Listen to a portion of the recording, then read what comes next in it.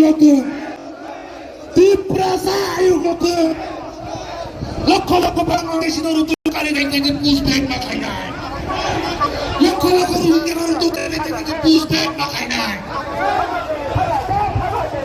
আমলে এটা ট্রেজারি ছিল সেটা বামফ্রন্ট আমলে সেই জমিটাকে দখল করে সেখানে টাউন হল করা হয়েছে আমরা বিরোধিতা করিনি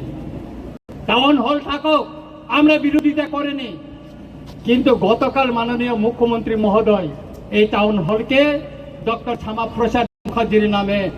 নামকরণ করার জন্য উনি ঘোষণা দিয়েছেন আমি এর তীব্র প্রতিবাদ জানাই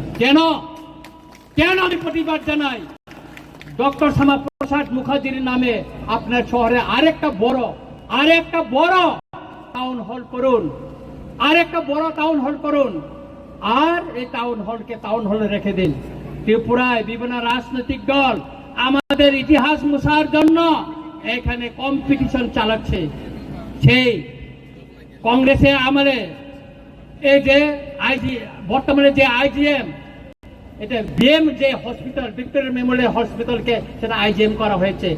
এই যে সুকান্ত একাডেমি কি ছিল এটা দরবার হল ছিল দরবার এটাকে এখন সুকান্ত একাডেমি করা হয়েছিল এখানে আগে দরবার হল ছিল এইভাবে ত্রিপুরার ইতিহাসকে মুছে দেওয়ার জন্য সে আস্তবলকে স্বামী বিবেকানন্দ ময়দান ঘোষণা করা হয়েছে এটা আমরা মেনে নিব না আমরা অনুরোধ করব মাননীয় মুখ্যমন্ত্রীকে বিনয়ের সঙ্গে অনুরোধ করব মাননীয় মুখ্যমন্ত্রী মহোদয় আপনি আরেকটা জায়গায়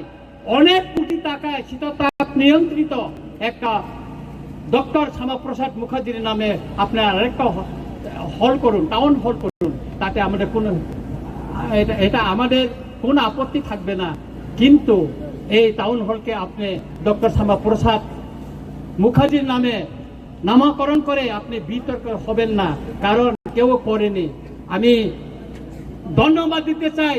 আমাদের প্রাক্তন মুখ্যমন্ত্রী বিপ্লব দেব জিকে তিনি থাকাকালীন আমাদের বরমুরাকে হাতাই কতর গন্ধা সরকার গন্ধা তিসা তারপর আগরতলা এয়ারপোর্টকে তিনি মহারাজা বীর বিক্রম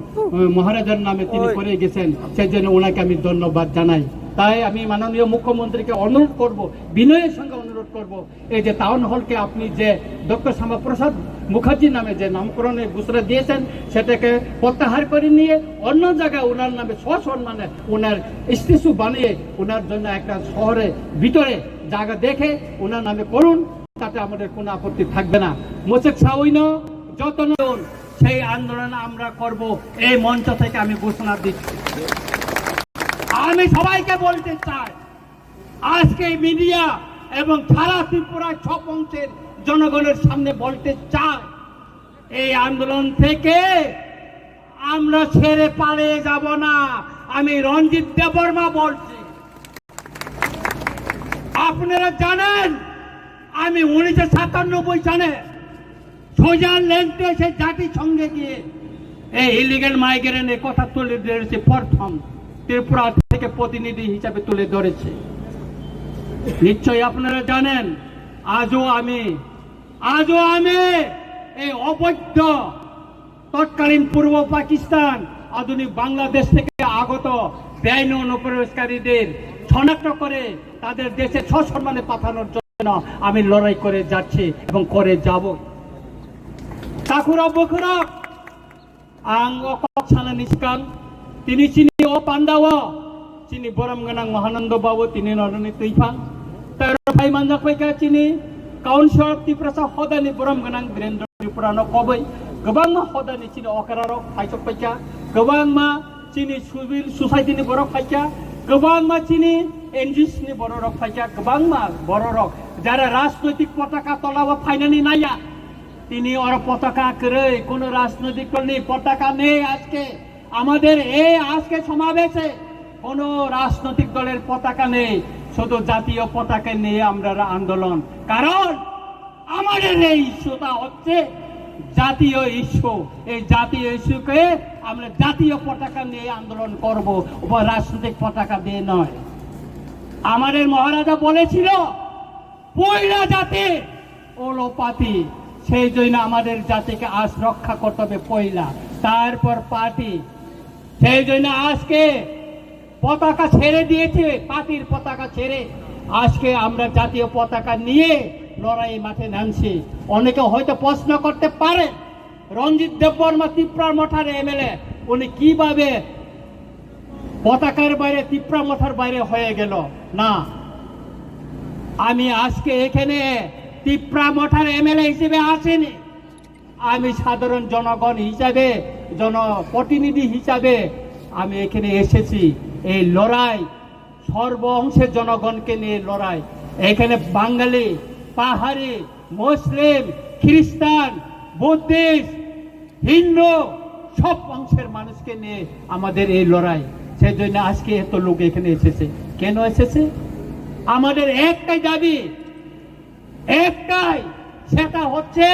যারা তৎকালীন পূর্ব পাকিস্তান, অধুনা বাংলাদেশ থেকে যারা ত্রিপুরায় এসে বসবাস করছে, আমাদের অধিকার কেড়ে নিচ্ছে, আমাদের জমি কেড়ে নিচ্ছে, আমাদের ভবিষ্যৎ বংশধরদের রক্ষা করার জন্যই আজকে তাদেরকে আমরা শনাক্ত করে তাদের দেশে ফেরত পাঠানোর জন্য দাবি জানিয়েছে। আমাদের দাবিকে ছাড়া দিয়ে আজকে ভারত সরকার তার মিনিস্ট্রি অফ হোম অ্যাফেয়ার্স থেকে নোটিফিকেশন জারি করে আজকে তাদেরকে শনাক্ত করার জন্য বলা হয়েছে। এই নোটিফিকেশন শুধু 2019 মে 25 না, 1971 সনে 29 নভেম্বর তখনও নোটিফিকেশন জারি করা হয়েছিল, কার্যকরী করেনি। তখন রাজনৈতিক দল আওয়াজ তুলেনি, কোন সিভিল সোসাইটি আওয়াজ তুলেনি কার্য করার জন্য। 2017 বামফ্রন্ট শাসনে এই নোটিফিকেশন জারি করা হয়েছিল, কিন্তু তখন এটা লুকিয়ে রাখা হয়েছিল, কাউকে জানতে দেয়নি। তারপর 2021-এ এখানে বিজেপি এলেন সরকার আসার পরও 2021-এও নোটিফিকেশন জারি করা হয়েছে মিনিস্টার অফ হোম অ্যাফেয়ার্স থেকে, কিন্তু এটাকে লুকিয়ে রাখা হয়েছে। কিন্তু 2025-19 মে যে নোটিফিকেশনটা জারি করা হয়েছে তার কপি রঞ্জিত দেববর্মার কাছে এসে পৌঁছেছে। কেন? রঞ্জিত দেববর্মা চিঠি লিখেছে মিনিস্টার অফ হোম অ্যাফেয়ার্সকে, সেই জন্য এসেছে, সেই জন্য জনগণ জানতে পেরেছে এবং জনগণকে নিয়ে আমরা মাঠে নেমে পড়েছে। এই আন্দোলন যতদিন পর্যন্ত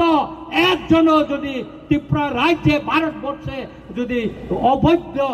অনুপ্রবেশকারী থাকে ততদিন চলবে। কারণ এই বেআইনি অনুপ্রবেশকারী আমাদের দেশের নিরাপত্তা, সার্বভৌমত্বের জন্য বড় একটা হুমকি। আপনারা জানতে পারছেন সে কাশ্মীরে পেহেলগামে অ্যাটাক হওয়ার পর কি অবস্থা ভারতবর্ষে, তারপরে ভারতের স্বরাষ্ট্র মন্ত্রণালয় এই পদক্ষেপ নিয়েছে। আপনারা জানেন সেই আমেরিকা থেকে অবৈধ অভিবাসীদের প্লেনে করে হাত পা বেঁধে সেই পাঞ্জাবে ফেলে দিয়ে গেছিল। কেন? কারণ এই অবৈধ অনুপ্রবেশকারীরা এটা দেশের হুমকি, দেশের নিরাপত্তার হুমকি, দেশের সার্বভৌমত্বের হুমকি। সুতরাং আমি সবাইকে অনুরোধ করব যে আজকে এই আন্দোলন, এই র্যালি কোনো জনগোষ্ঠীর বিরুদ্ধে না, কোনো জাতি ধর্মের বিরুদ্ধে না, এটা বেআইনি অনুপ্রবেশকারীদেরকে শনাক্ত করে তাদের দেশে পাঠানোর জন্য এবং কেন্দ্র সরকারের যে